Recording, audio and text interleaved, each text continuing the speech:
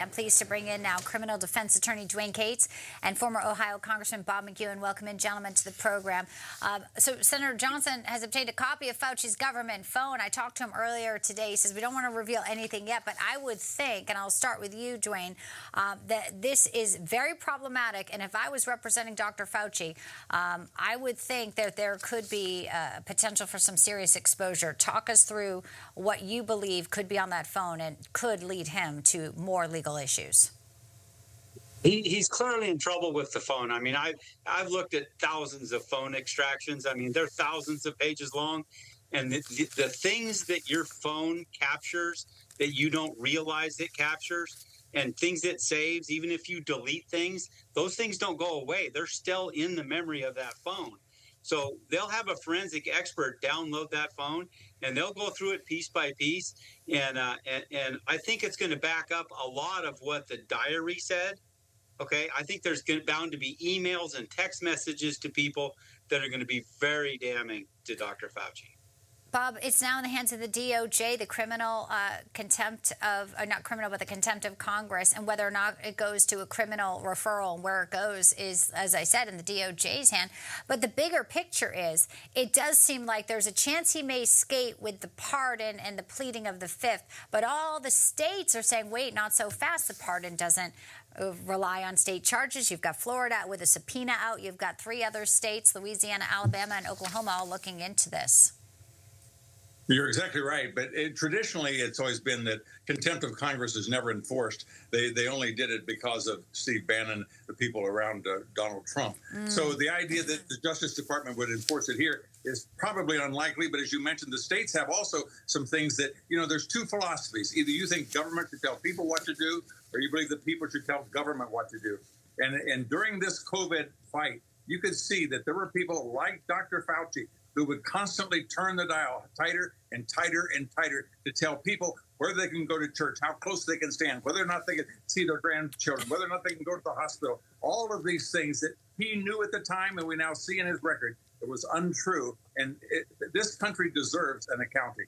There was a lot of grant money. As they say, you follow the money and who is getting grants, the gain-of-function research. There's a lot of things that I think could be problematic when you look at the states and what happened to people there and whether it goes to a much more serious charge. We'll watch it. Obviously, Americans not only want answers, they want accountability. All right, let's move on to this. You've got Al-Sayed. Now he has won his primary in Michigan. He'll face off Mike Rogers, a Republican, for the Senate seat in Michigan in the fall here. Now, he says he would like to question. Who would he like to question the most? He says Health and Human Services Secretary Robert F. Kennedy Jr. There he is. Can't wait to sit across RFK Jr. and actually grill him. Dude uses big words he does not understand, and I happen to go to medical school, so I kind of understand them. It is going to be a good time holding him accountable for all of the grift that he has pushed on the American public. Medical school doesn't stop him from hanging out with people that say America deserved 9/11, like Hassan Piker. So, I mean, where his mental framework is or his IQ matchup with RFK Jr., my bet is on RFK. First to you, Dwayne. I mean, RFK cares deeply for the United States, and he cares deeply for the people, and he cares deeply about the health of the citizens and children. And I don't believe that this candidate it falls in that category. I think he hates America, and I think he's going to try to bring it down. In life, sometimes things are about what they look like and not what they really are. And hopefully the electorate looks at who he really is and not just what he looks like, the flash and the smile and the slick talk. And the twerking. I'll say it for you because the video is ridiculous. RFK Jr. is also, a pretty well-esteemed attorney. So let's not, forget that. Of course, they like to smear him now, the left-leaning media, and negate everything that he has in his very impressive career. All right, Hassan Piker, we just mentioned it. He was at the victory party, and he's actually accusing the people who are against Al-Sayed of being Islamophobic. Let's listen. Like everyone being like, Abdullah's a ton of work to do mending bridges. Here's the take nuke for you, okay? You are all unbelievably Islamophobic pieces of okay?